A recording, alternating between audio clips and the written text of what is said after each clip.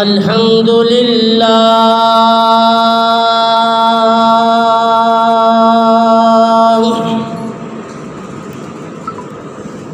الحمد للہ نحمده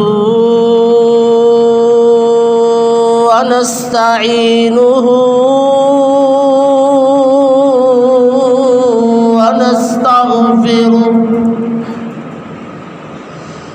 ونستغفره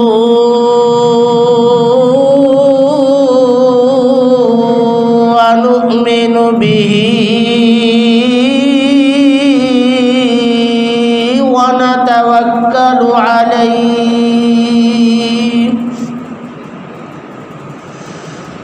ونعوذ بالله من شرور أنفسنا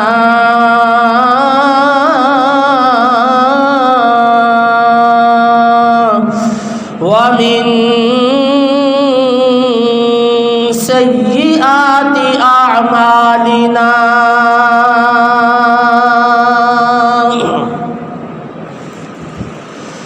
من يهده الله فلا مضل له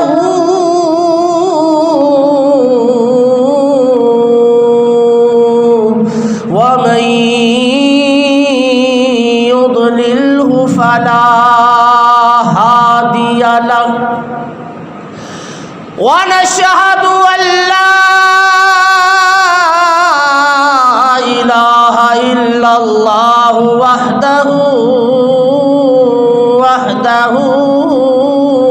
لا شريك له ونشهد أن سيدنا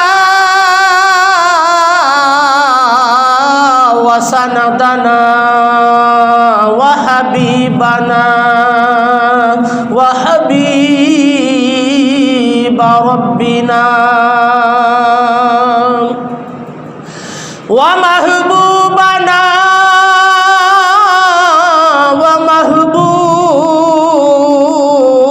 ومحبوب ربنا وطبيبنا وطبيب قلوبنا وطبيب أقوالنا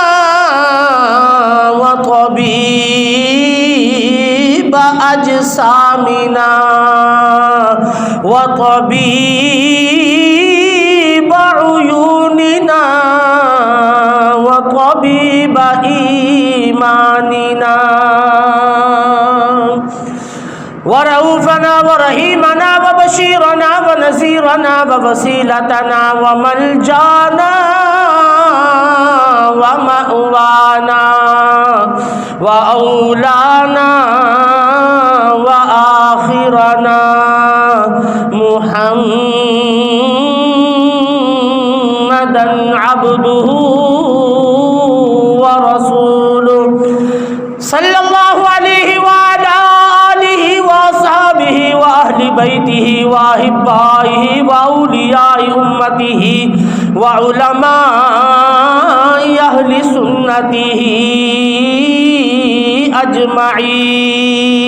أجمعين أما بعد فقد قال الله تبارك وتعالى في الكلام المجيد والفرقان الحميد أعوذ بالله من الشيطان الرجيم بسم الله الرحمن الرحيم رب هب لي من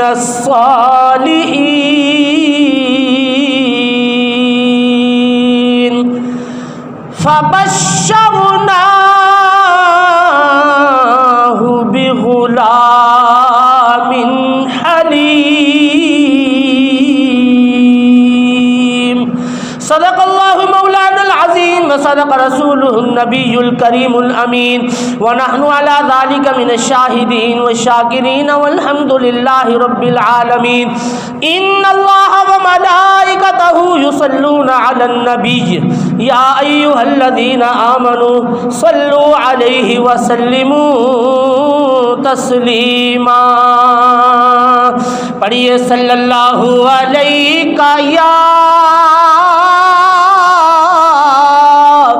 یا رسول اللہ وسلم علیہ یا حبیب اللہ. یاداں سجن دیاں اکھیاں نو اج رون دیو. یاداں سجن دیاں آیاں اکھیاں نو اج رون دیو. اونائے محبوب میرے نے رام مل کھلون دیو. یاداں سجن دیاں آیاں اکھیاں نو اج رون دیو. اسی ملنگ رسول اللہ دے گیت لباتے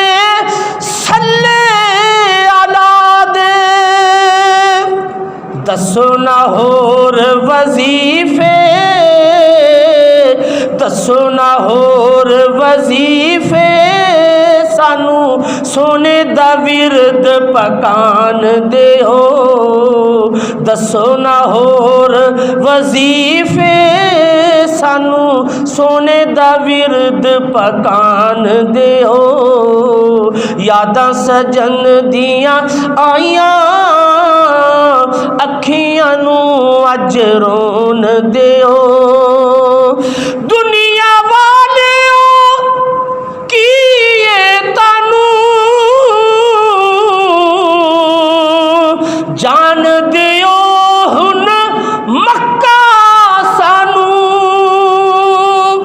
دنیا والیو کیے تانو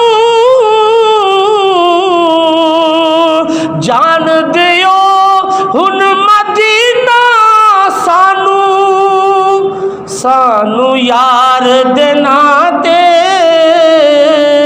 سانو یار دینا تے اگر بار لوٹان دیو. یاداں سجن دیاں آیاں یاداں سجن دیاں آیاں اکھیاں نو اج رون دیو. قابل غور شعر. جدو حضور دے در تے جاساں درباناں نو واسطے پاساں. جدو حضور دے در تے جاساں درباناں نو واسطے پاساں. سونے حضور دی جالی سونے حضور دی جالی مینو رج کے سینے لان دیو. سونے حضور دی جالی مینو رج کے سینے لان دیو. یاداں سجن دیاں آیاں اکھیاں نو اج رون دیو. اونائے محبوب میرے نے رام مل کھلون دیو. نہایت ہی واجب الاحترام بزرگوں اور دوستوں، اللہ تبارک و تعالی جل شانہ کی حمد و ثنا، آقا نامدار تاجدار الانبیاء امام الکبریاء رؤوف الرحیم رحمت للعالمین، شب اسرا کے دولہ واللیل کی زلفوں والے، والضحیٰ کے مکھڑے والے، عالم نشرہ کے سینے والے، یاسی کے دنداں والے، مزمل کی چادر والے، ہادی کل مولا کل، دنائے سبل، ختم الرسل، آئینہ جمال کبریاء احمد مجتبیٰ حضرت محمد مصطفیٰ صلی اللہ علیہ وسلم کی بارگاہ اقدس میں درود و سلام کا نذرانہ پیش کرنے کے بعد دعا ہے کہ رب ذوالجلال مجھے حق بیان کرنے، ہم سب کو سن کر اس پر عمل کرنے کی توفیق عطا فرمائیں۔ وما توفیقی الا باللہ العلی العظیم۔ حضرات گرامی، قرآن کریم فرقان حمید کی جو آیات مبارکہ تلاوت کرنے کا شرف حاصل کیا، رب دو جہاں نے اپنے جلیل القدر پیغمبر حضرت سیدنا ابراہیم خلیل اللہ علیہ السلام کی دعا کا ذکر قرآن میں فرمایا۔ سیدنا ابراہیم خلیل اللہ علیہ السلام کی عمر مبارک جب 90 سال ہوئی تو آپ کے ہاں اولاد نہیں ہوئی تھی، تو 90 سال کی عمر میں آپ نے اولاد کے لیے رب کی بارگاہ میں دعا فرمائی۔ اللہ نے قرآن میں اس دعا کا ذکر فرمایا۔ سیدنا ابراہیم خلیل اللہ علیہ السلام نے دعا فرمائی، ربی حب لی من الصالحین۔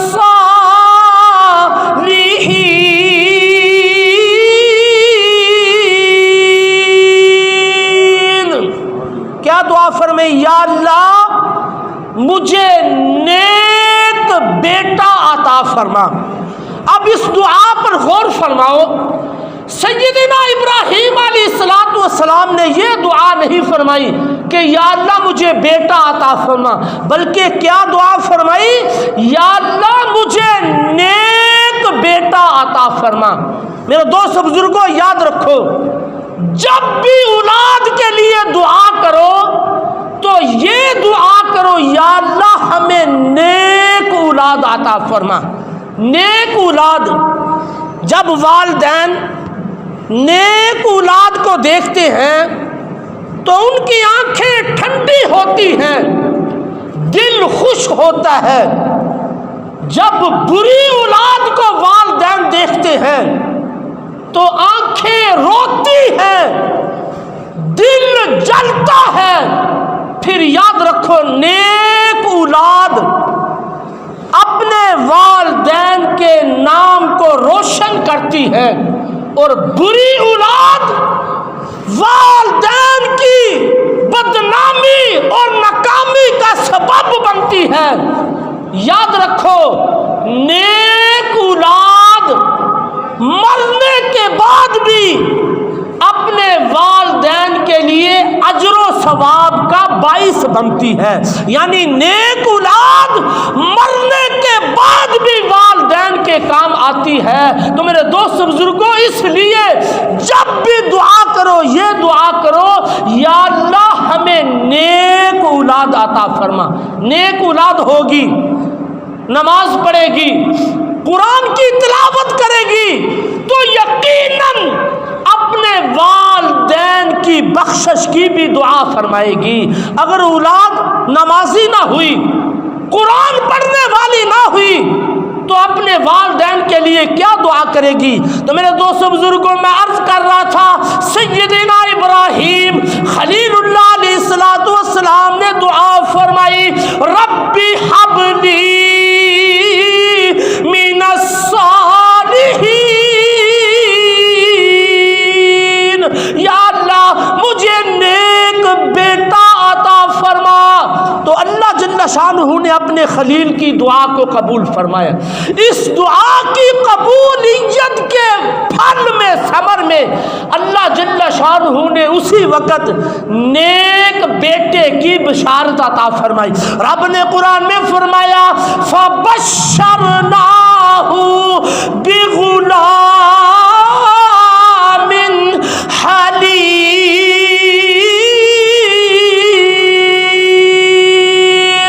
اللہ نے فرمایا کہ ہم نے اپنے خلیل ابراہیم علیہ السلام کو حلیم مزاج بیٹے کی خوشخبری بشارت عطا فرمائی. چنانچہ اس بشارت کے تحت حضرت سیدنا اسماعیل ذبیح اللہ علیہ السلام کی ولادت باسعادت ہوئی. اللہ اکبر. اب ذرا غور فرمانا، توجہ فرمانا. حضرت سیدنا ابراہیم علیہ السلام کو اپنے اس بیٹے سے بڑی محبت تھی، بڑا پیار تھا. اس بیٹے سے کتنی محبت فرماتے ہوں گے، کتنا پیار کرتے ہوں گے جس بیٹے کو 90 برس کی عمر میں رب سے مانگ کر دعائیں کر کے حاصل کیا ہو. ذرا غور فرماؤ کتنی محبت و پیار ہوگی. لیکن اللہ ہمیں کیا دکھانا چاہتا تھا؟ اللہ جل شانہ نے ہمیں یہ بتلایا، ہمیں یہ دکھلایا کہ ابراہیم میرے خلیل ہیں. خلیل بڑے گہرے اور پیارے دوست کو کہتے ہیں. ابراہیم علیہ السلام اللہ کے خلیل اور دوست ہیں، یار ہیں. اللہ نے فرمایا میرے خلیل کو اتنی محبت اپنے اس بیٹے سے نہیں ہے جتنی محبت اپنے خدا سے ہے. اللہ جل شانہ نے ہمیں یہ بتلایا، دکھلایا بھی کہ جس بیٹے کو میرے خلیل نے 90 سال کی عمر میں رب سے مانگ کر لیا ہو، میرے خلیل کو اتنی محبت اس بیٹے سے نہیں جتنی محبت ہم سے ہے. تو اللہ نے کیا حکم فرمایا؟ اللہ نے فرمایا میرے خلیل اپنے اس بیٹے اسماعیل علیہ السلام اور ان کی والدہ سیدہ ہاجرہ رضی اللہ تعالی عنہا کو ساتھ لو اور عرب کی سرزمین میں چھوڑ آؤ. چنانچہ سیدنا ابراہیم خلیل اللہ علیہ السلام نے اللہ کے حکم کی تعمیل کرتے ہوئے اللہ کے حکم کے سامنے سر تسلیم خم کرتے ہوئے حضرت سیدنا ابراہیم خلیل اللہ علیہ السلام نے اپنے اس دودھ پیتے بیٹے کو لیا اور اپنی بیوی سیدہ ہاجرہ رضی اللہ تعالی عنہا کو ساتھ لیا. ملک شام سے چلے اور عرب کی سرزمین جہاں پہ آج خانہ کعبہ ہے، بیت اللہ ہے، عرب کی سرزمین میں خانہ کعبہ کے پاس تشریف لے آئے. یاد رکھو اس وقت خانہ کعبہ کی کوئی تعمیر شدہ عمارت نہیں تھی. خانہ کعبہ کو سیدنا آدم علیہ السلام نے بنایا تھا، لیکن طوفان نوح جب آیا، پانی کا عذاب آیا، طوفان نوح آیا. ایک روایت میں ہے کہ اس گھر کو فرشتوں نے آسمانوں پہ اٹھا لیا، اور دوسری روایت طوفان نوح کی وجہ سے کعبے کی دیواریں گر گئی تھی، صرف ایک نشان تھا، ایک ٹیلا تھا. سیدنا ابراہیم خلیل اللہ علیہ السلام نے اپنی بیوی اور بچے کو اس جگہ پہ چھوڑا اور بغیر کوئی گفتگو کیے ہوئے سلام کہہ کر آپ واپس چل دیے. اللہ اکبر. شاعر اسلام حفیظ جلندری کیا خوب فرماتی ہے، خدا کا قافلہ جو مشتمل تھا 3 جانوں پر، خدا کا قافلہ جو مشتمل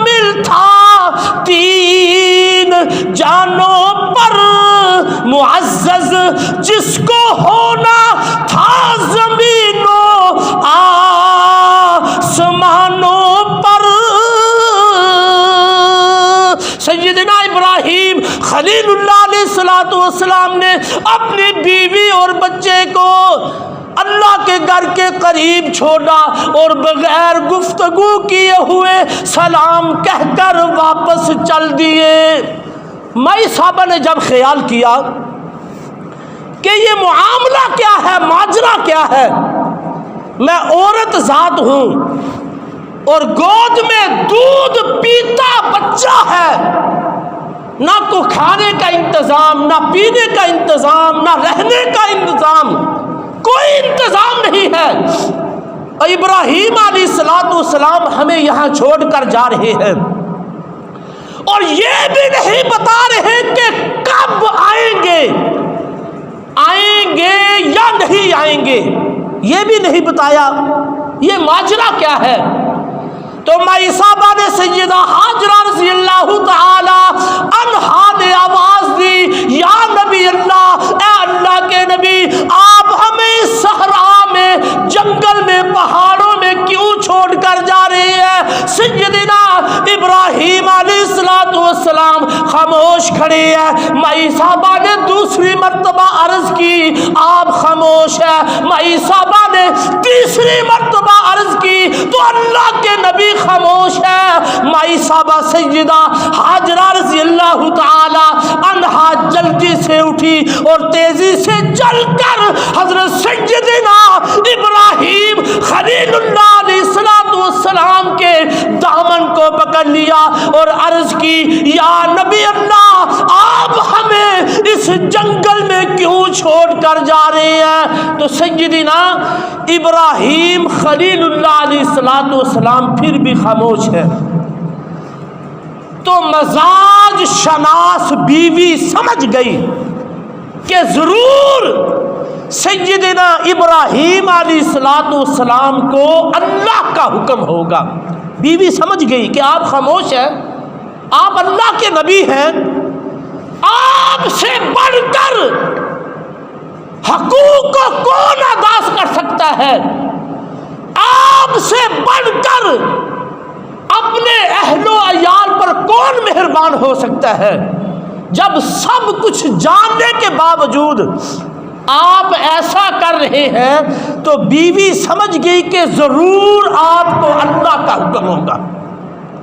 سیدنا ابراہیم خلیل اللہ علیہ السلام خاموش ہے۔ بیوی نے خود ہی عرض کیا، اے اللہ کے نبی، کیا آپ کو یہ اللہ کا حکم ہے؟ تو سیدنا ابراہیم خلیل اللہ علیہ السلام فرمانے لگے، ہاں میرے اللہ کا حکم ہے۔ تو مائی صاحبہ نے جب اللہ کا نام سنا تو فوراً اسی جگہ پہ بیٹھ گئی جہاں سیدنا ابراہیم خلیل اللہ علیہ السلام نے بٹھایا تھا، اور مائی صاحبہ کہنے لگی، اگر اللہ کا حکم ہے تو آپ بڑے شوق سے تشریف لے جائے، اللہ ہمیں ضائع نہیں فرمائے گا، اللہ ہی ہمارا محافظ و نگہبان ہوگا۔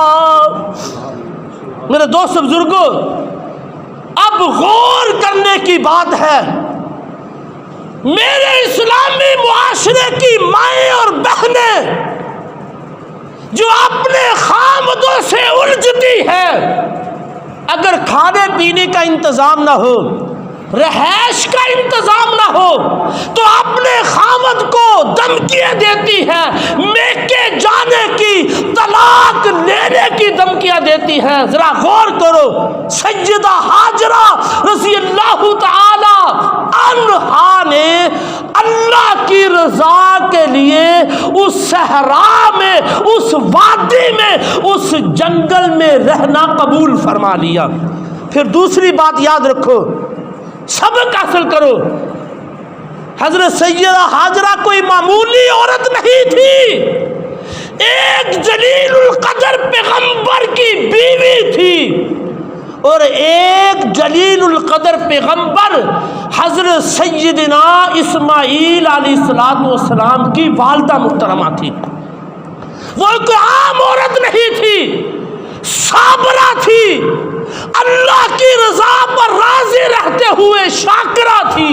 اللہ اکبر۔ یاد رکھو، اس وقت حضرت ابراہیم علیہ السلام کی دو بیویاں تھیں، ایک کا نام تھا حضرت سارہ رضی اللہ تعالی عنہا اور دوسری کا نام تھا حضرت ہاجرہ رضی اللہ تعالی عنہا۔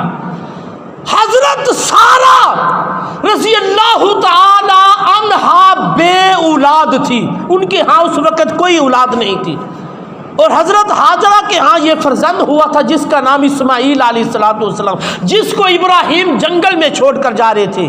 تو یاد رکھو مائی صاحبہ اس وقت حضرت ابراہیم سے یہ باتیں کر سکتی تھی کہ اللہ نے میرے لیے حکم دے دیا اور دوسری بیوی کے لیے حکم نہیں عطا فرمایا، حالانکہ میں بچے والی ہوں، زیادہ رحم کے مستحق ہوں، اور آپ بچے والی کو جنگل میں چھوڑ رہے ہیں اور جس کے اولاد نہیں اس کو اپنے گھر میں محل میں بٹھا رکھا ہے۔ حضرت سیدہ ہاجرہ رضی اللہ تعالی عنہا یہ باتیں کر سکتی تھی، اگر اللہ جل شانہ کا حکم ہے تو دونوں میں انصاف کرو، عدل کرو، اس کو بھی میرے ساتھ اس جنگل میں چھوڑو۔ اگر اللہ کا حکم ہے، اللہ نے میرے لیے تو حکم دے دیا، اس دوسری کے لیے کیوں نہیں حکم دیا؟ اگر اللہ کا حکم ہے تو دونوں میں انصاف کرو، دونوں کو اس وادی میں چھوڑو، دونوں کو جنگل میں چھوڑو، اور آپ بھی ہمارے ساتھ بیٹھے۔ سیدنا ہاجرہ رضی اللہ تعالی عنہا یہ باتیں کر سکتی تھی، رونا دھونا شروع کر دیتی، شور مچانا شروع کر دیتی، سارے جنگل کو سر پہ اٹھا لیتی، لیکن خدا کی قسم سیدہ ہاجرہ رضی اللہ تعالی عنہا نے نہ کوئی دل میں تنگی محسوس کی، نہ کوئی زبان پر شکوہ لائی، بلکہ اللہ کی رضا پر راضی رہتے ہوئے تنہا اس جنگل میں اس وادی میں رہنا قبول فرما لیا۔ میرے دوستو، ایسے ہی لوگ ہیں جو اللہ کا قرب حاصل کرتے ہیں، جو بلا چونو چرا اللہ کی رضا پر راضی رہتے ہوئے سب کچھ قربان فرما دیتے ہیں، پھر اللہ ان پر اپنی رحمتوں برکتوں کا نزول فرماتا ہے۔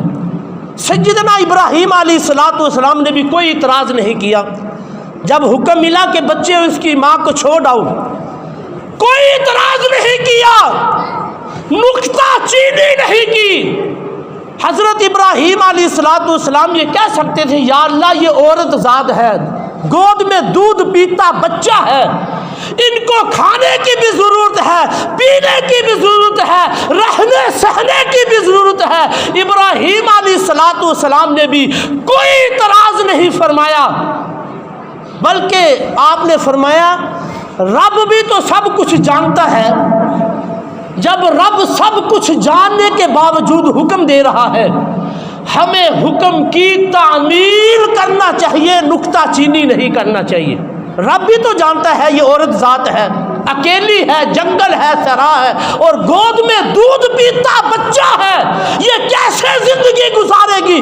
جب رب سب کچھ جانتا ہے، اس کے باوجود حکم فرما رہا ہے اے ابراہیم عرب کی سرزمین میں چھوڑ آؤ، تو ابراہیم علیہ السلام نے فرمایا ہمیں نکتہ چینی نہیں بلکہ حکم کی تعمیل فرمانی چاہیے۔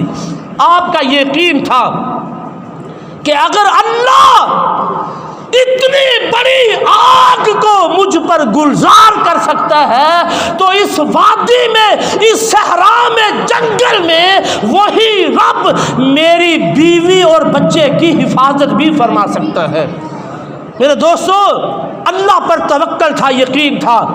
رب نے قرآن میں فرمایا وَمَن يَتَوَكَّلْ عَلَى اللَّهِ فَهُوَ حَسْبُهُ، فرمایا جو اللہ پر توکل کرتے ہیں، بھروسہ رکھتے ہیں، اللہ ان کے لیے کافی ہو جاتا ہے۔ آج ہمارا اللہ کی ذات پر بھروسہ نہیں رہا، ہم تدبیروں پر زیادہ بھروسہ رکھتے ہیں، اللہ کی ذات پر یقین نہیں رہا۔ یاد رکھو بخاری شریف کی حدیث سے ہے، میرے محبوب علیہ السلام نے فرمایا ایمان یقین کامل کا نام ہے۔ اگر تمہارا خدا پر یقین نہیں، بھروسہ نہیں، توکل نہیں، تمہارا ایمان کمزور ہے۔ فرمایا یقین کل، یقین کامل کا نام ایمان ہے۔ میرے دوستو، ان کا ایمان مضبوط تھا، آج ہمارا ایمان کمزور ہو گیا ہے۔ بزرگ فرماتے ہیں پہلے زمانے میں مکان کچا تھا، ایمان پکا تھا، لیکن آج کے زمانے میں مکان پکا ہے، ایمان کچا ہے۔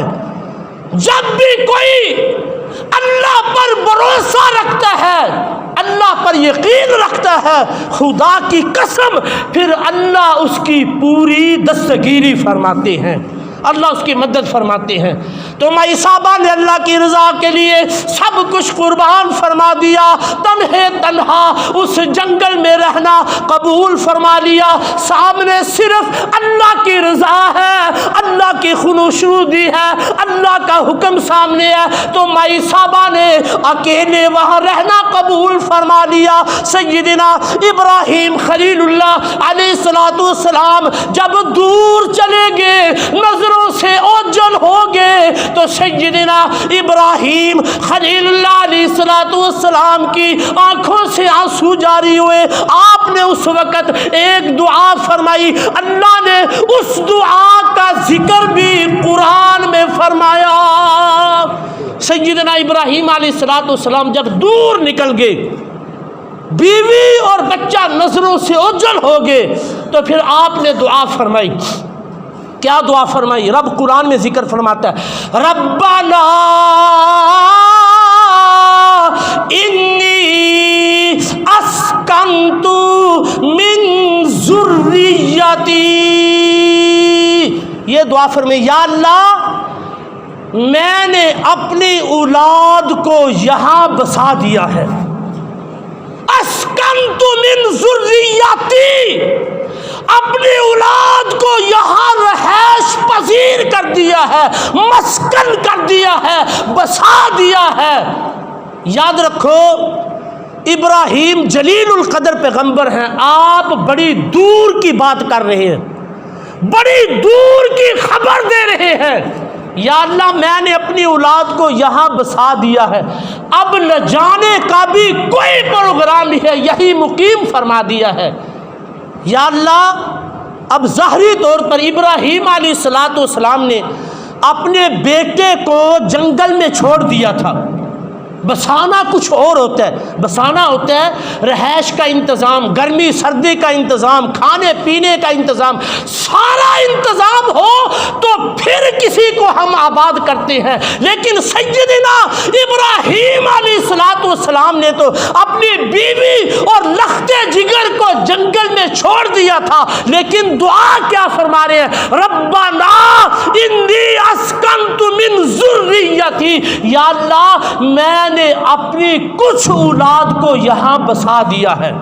اللہ اکبر، آپ بڑی دور کی خبر دے رہے ہیں، کیونکہ آپ کو معلوم تھا، علم تھا، بڑی دور کی بات کر رہے ہیں کہ اسماعیل علیہ السلام یہاں آباد ہوں گے، پھر اس کی اولاد کا سلسلہ چلے گا، پھر اس کی اولاد سے وہ پھول پیدا ہوگا جو باغ ابراہیم کا مہکتا ہوا پھول ہوگا، جس کا نام نامی اسم گرامی حضرت محمد صلی اللہ علیہ وسلم ہوگا، جس کے دم قدم سے ساری کائنات آباد ہے۔ بڑی دور کی خبر دے رہے ہیں کہ میں نے اپنی اولاد کو یہاں بسا دیا ہے۔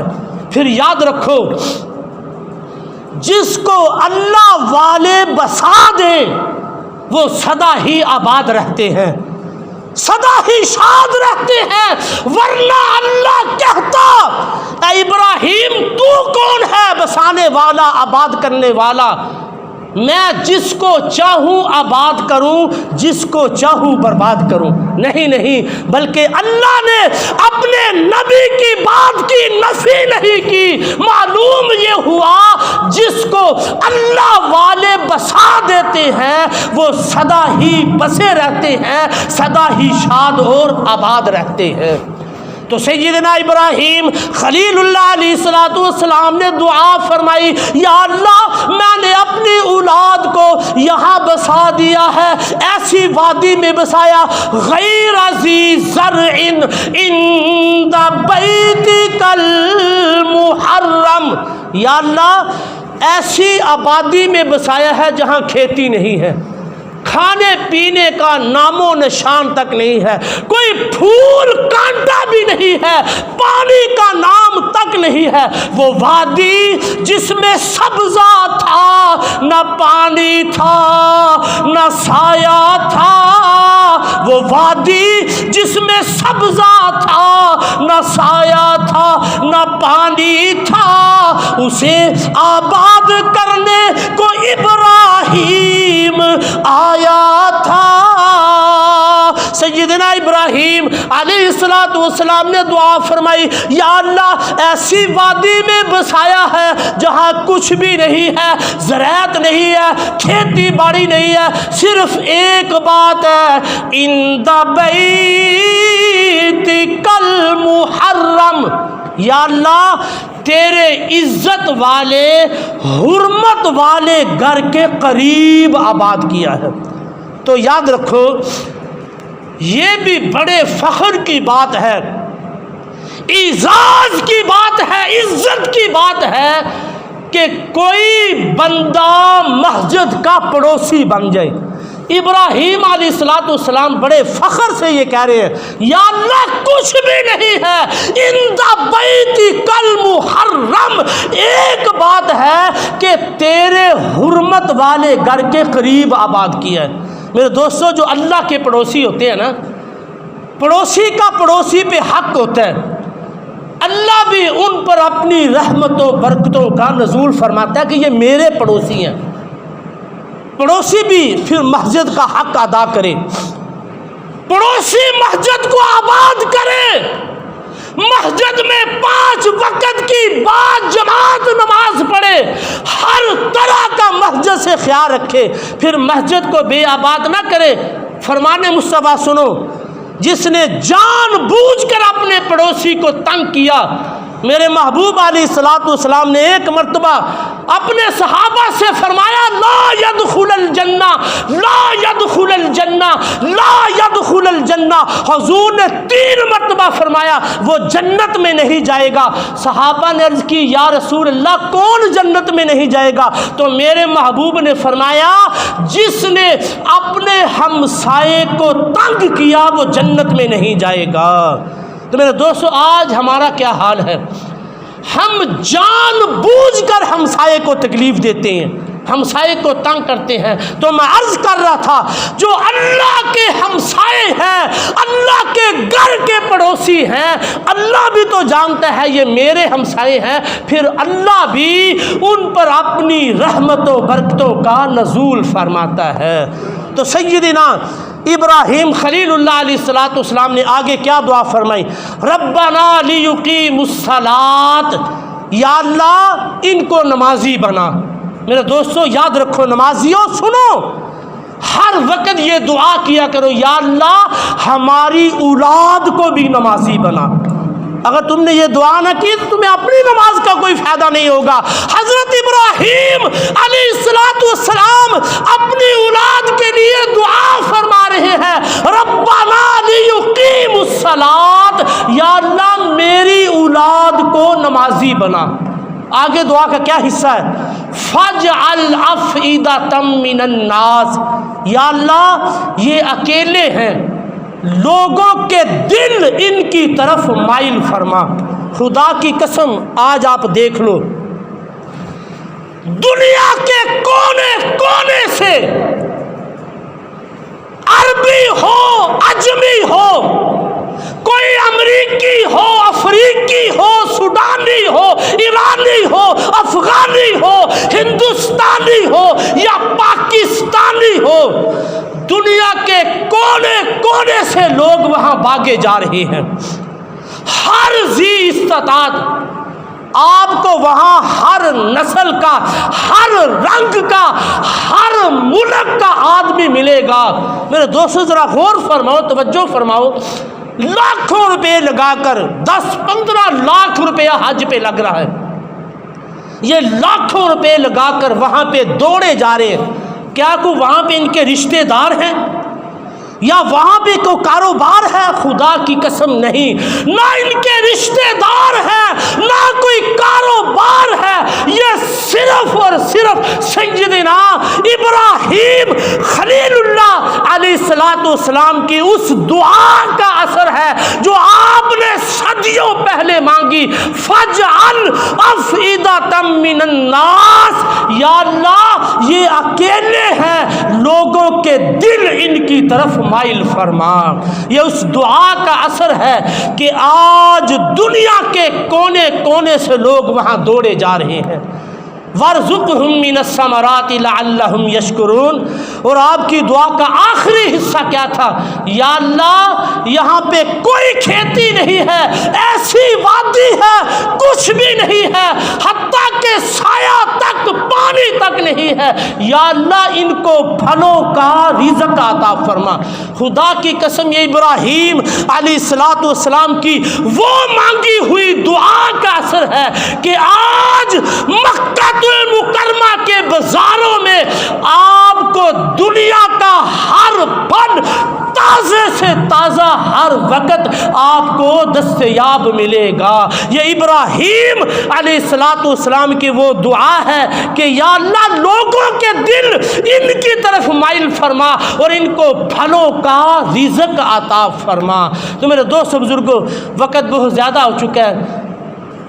ابراہیم علیہ السلام کی یہ دعا کا ذکر فرمایا جو آپ نے قرآن میں دعا فرمائی تھی، اپنی بیوی اور بچے کو اس وادی میں، صحرا میں، جنگل میں چھوڑ کر آپ نے دعا کی تھی۔ اس دعا کا اثر جو ہے وہ آپ کے سامنے بیان فرمایا ہے۔ دعا ہے کہ اللہ جل شانہ ہم سب نے جو سنا سنایا سمجھ کر اس پر عمل کرنے کی توفیق عطا فرمائے۔ انشاءاللہ پھر وہ آبادی کیسے بڑھی، اللہ نے زمزم کا چشمہ کیسے اور کب جاری فرمایا، اللہ کے گھر کی تعمیر کیسے ہوئی، پھر ابراہیم علیہ السلام نے اپنے اسی لخت جگر حضرت سیدنا اسماعیل علیہ السلام کی قربانی بھی رب کی بارگاہ میں پیش فرمائی۔ انشاءاللہ آئندہ جمعۃ المبارک بیان کیا جائے گا۔ اللہ جل شانہ ہم سب کو سمجھ کر اس پر عمل کرنے کی توفیق عطا فرمائے۔ جن حضرات نے سنتے پڑھنی ہے سنتے پڑھتے